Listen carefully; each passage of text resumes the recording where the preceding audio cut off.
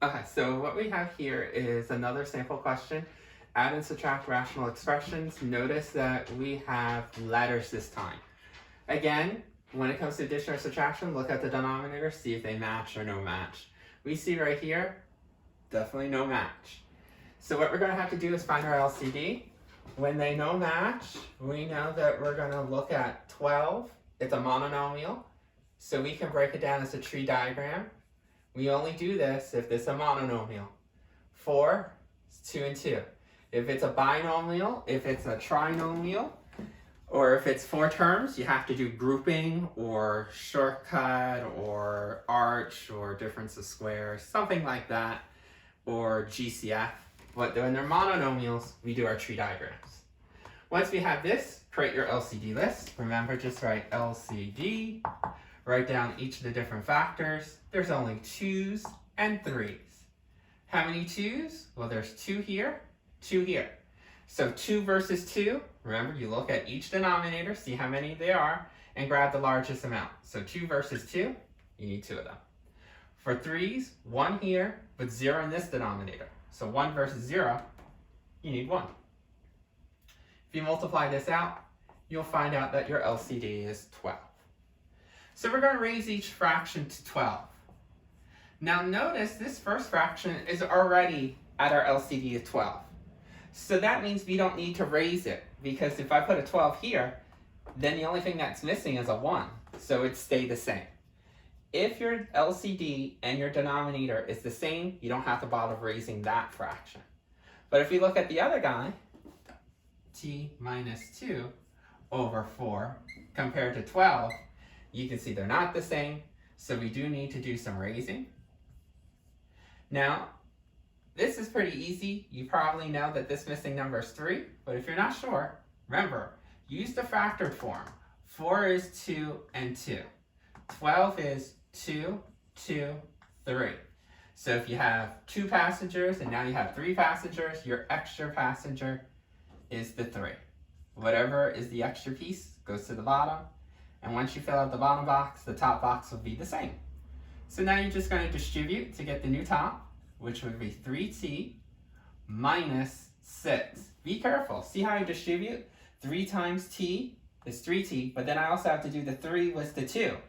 So that's how I got 3t minus 6. Now that we know that this is the same as this, we're not going to keep this fraction. Let me erase that so that we can use the equivalent fraction. The equivalent fraction is 3t minus 6 over 12. When it was no match, we couldn't do anything. But when they match, we know what we can do now. We can keep that same matching denominator. 12, 12, 1 fraction bar, 12 as the denominator. Now separate the top and the bottom with parentheses. So this top numerator and this top numerator, put it in parentheses. The reason why we didn't do it too much with the fraction is because they were just numbers. But when you have letters, it's highly recommended to do those parentheses. So when I take these 2 numerators and put it down here as 1 numerator, take the first fraction's numerator and copy just like it is, then the minus sign, then take the other numerator and copy just like the way it is. So instead of having 2 fraction bars, we have now just 1 fraction bar.